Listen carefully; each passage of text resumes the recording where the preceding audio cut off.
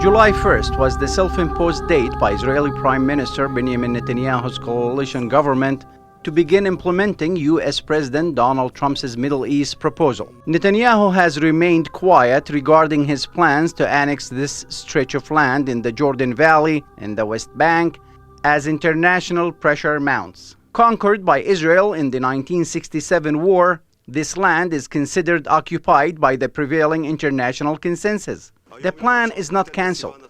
Israel is still debating to annex as much as 30% of the West Bank in a bold unilateral move by the Netanyahu administration, with a nod from President Trump. Palestinians remain defiant, warning that the controversial move might not only send the region into chaos, but risk the fragile Palestinian Authority as well. If Netanyahu moves with the annexation, it means the destruction of the Palestinian Authority. Palestinian Authority cannot survive. Palestinian Authority President Mahmoud Abbas has threatened to cancel all signed agreements with Israel if it goes ahead with the plan. His spokesman warned the region is at a critical point. The next few days are crucial and we may be at a crossroads. If Israel and America continue with this policy, then things are heading towards instability not only on the Palestinian scene, but also at the level of the entire region. While officials in Ramallah agree the outcome could be dire, there are contradictory opinions about what the actual response will be if Israeli Prime Minister Netanyahu goes ahead with the move. On the one hand, Erekat declared that if Israel annexes as much as 1 inch of the West Bank, the PA would cease to exist. PA Prime Minister Mohammed Shtayyeh made clear that the PA isn't going anywhere. Now, on the issue of dissolving the Palestinian Authority, look, let's not fool ourselves. This Palestinian Authority is not a gift from anybody. This Palestinian Authority has came into being because of the sacrifices of the Palestinian people. This is a national interest of the Palestinians. So for us, the issue is not to dissolve the authority, throw the keys and go home. Palestinians worry that any annexation, no matter how small, will kill their own dream of having an independent state with East Jerusalem as its capital. Jibril Rajoub, Secretary General of Abbas's Fatah movement, told the media line that Israel's plan of annexation was like firing the bullet of a coup d'etat into an independent Palestinian state. This bully of the neighborhood who is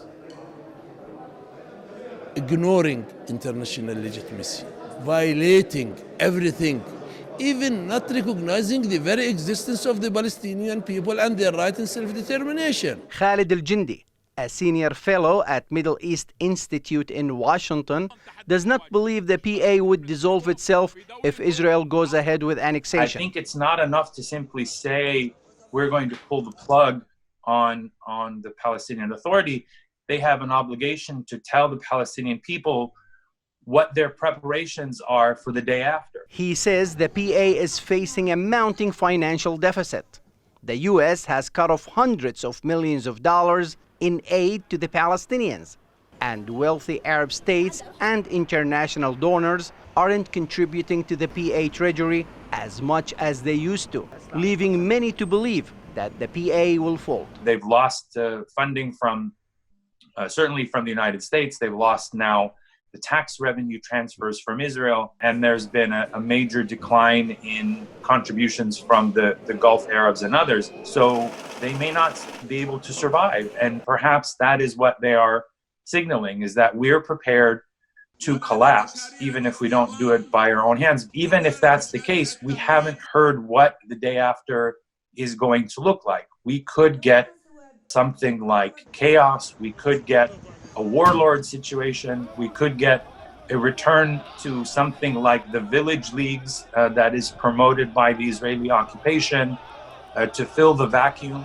In January, the Trump administration unveiled its vision for peace and prosperity in the Middle East. According to the Trump plan, Israel could incorporate as much as 30% of the West Bank and keep all its settlements there. Surprisingly, Netanyahu's annexation plan is facing staunch opposition from an unlikely source, Israeli settlers. The two-state solution has been discussed and negotiated over and over and over again for over 50 years.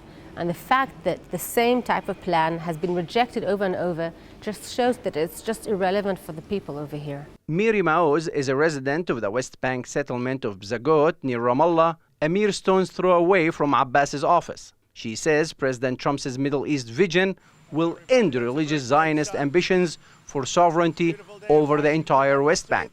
Maoz complains that the Trump plan doesn't take into account that the settlements need to expand beyond their existing areas. Keeping to the status quo today is unhealthy. Things that we crucially need, like better roads and medical centers and new infrastructures, everything is frozen and in a certain state of a status quo.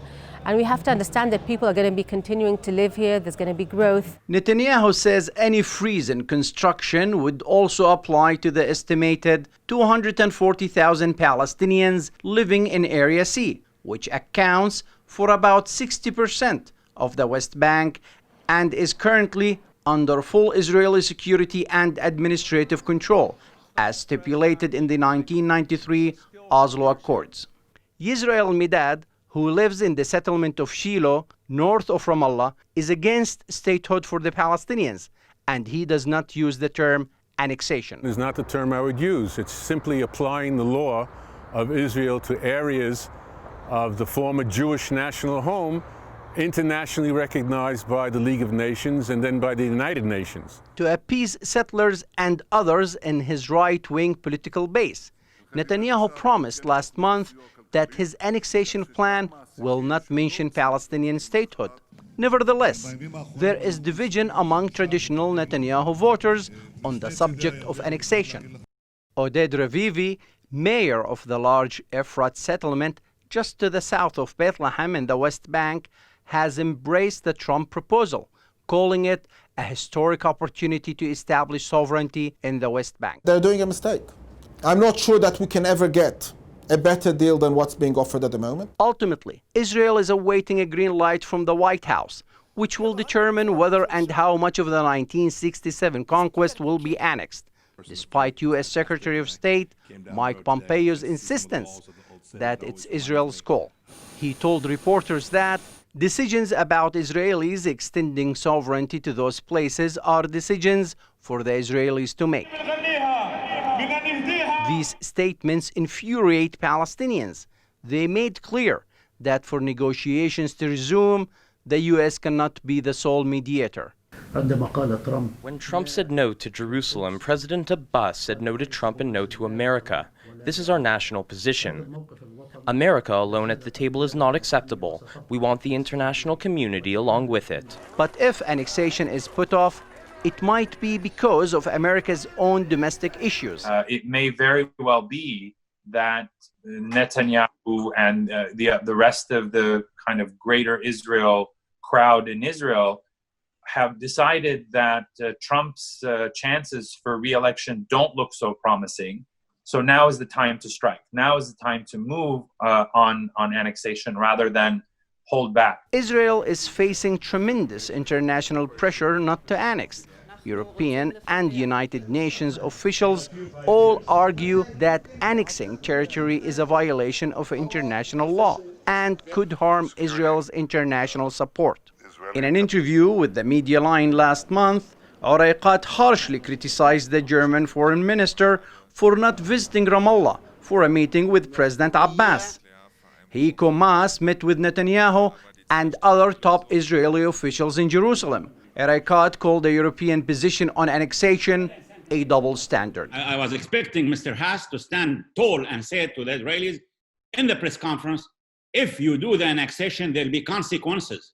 There'll be sanctions. This is against international law. And there are precedents where Germany took action and sanctions against other nations when they annexed other territories. So this double standard must stop. Palestinians see the West Bank as the heartland of their own future independent state. More than 65,000 Palestinians and about 6,000 Israeli settlers live in the long, narrow stretch of land about half the size of Rhode Island, known as the Jordan Valley. It's a major source of food for the Palestinians, producing close to 60% of the vegetables they consume.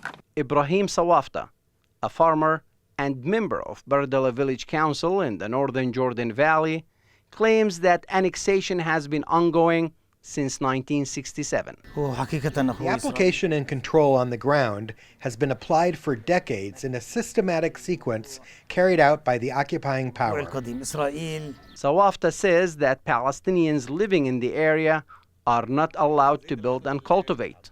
Israel controls 70 to 80% of the Jordan Valley, labeling it as a military area. It also controls 90% of the water resources and the borders. He warns if annexation takes place, life will be miserable for them.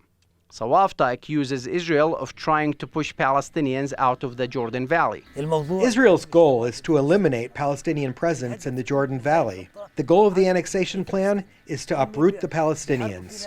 They fight us with everything. They don't give us our water share. Water is our lifeblood. Haj Abu Raed, an area elder and head of the Green Agricultural Cooperative Society in the northern Jordan Valley, didn't have nice words for President Trump. Trump gifts things that he does not possess to settlers. This is our land. We inherited it from our forefathers. We will not give it up. Abu Raed says that Israel is trying to talk directly to Palestinians in the area and discuss with them ways to manage their daily lives under annexation. But he himself is refusing any direct communication. We will never allow a substitute for a Palestinian National Authority.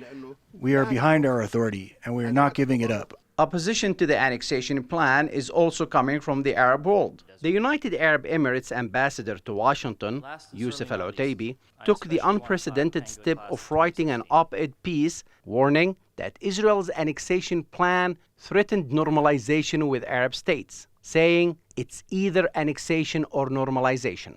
But the staunchest opposition, aside from that of the Palestinians, has been coming from Jordan, whose leader, King Abdullah II, told members of the U.S. Congress that annexation is unacceptable and undermines chances of peace and stability in the region. King Abdullah has been very swift since last September, denouncing such a move, warning that such a move would kill the two-state solution, that it would be a breach of all agreements between Jordan and Israel, between the Palestinians and Israel, and that it would destabilize the region further. Veteran Palestinian journalist based in Amman, Dawood Kuttab, says annexation is a threat to Jordan's national security. For Jordan, it's a very big security issue. It's a national security issue to the highest degree. And the reason is simple. Jordan has the biggest border with Israel, and it's been the most cooperative country in the last 2 decades with Israel, signing a historic peace agreement in 1994. Among the Israelis who are opposed to annexation is Ksenia Svetlova, a former member of the Israeli parliament. Svetlova told the Media Line that the price of annexation will be high. Our goal is to raise awareness to the dangers that are engulfed in this possibility of having the unilateral annexation of parts of the West Bank. She co-wrote a letter to the U.S. Congress urging them to oppose the annexation plan. They should know what are the ramifications, what are the implications for regional stability, for Israeli stability, for the chances of peace in the region, and also for the position of the United States in the region. Meanwhile, Medad insists that for Israel to have peace, Palestinians should not have their own state. I think for Israel to have peace and security, a Palestinian state is a very bad idea. We have not had peace nor security. I tell my peers, if we honestly believe that we have rights to live here, and we understand that amongst us there are also Arabs who claim that they have rights to live here, it is our duty to try and find a way how to live one alongside the other. Because otherwise, we'll have a third party coming, interfering, and creating something which won't make as much sense as we understand what can work on the ground. Kuttab says annexation will be the last nail in the coffin of the two-state solution. However, he doesn't think annexation will take place. I think that the U.S. and Israel are now searching for face-saving formula. I'm on the record as saying there will not be annexation. The annexation climax quickly deflated as the hot July morning sun rose. Prime Minister Netanyahu kept quiet on the self-imposed rollout date for his annexation plan as he scrambles for domestic and international support. His biggest backer, the US, is still deliberating and seems to be on the fence, not sold on the amount of annexed land he is proposing. Publicly, Arab and European officials are still opposing the plan. All the while, the Palestinians continue to threaten massive popular unrest if Israel moves forward with annexation. Mohammed Al-Qasim from the Jordan Valley in the West Bank, reporting for the Media Line.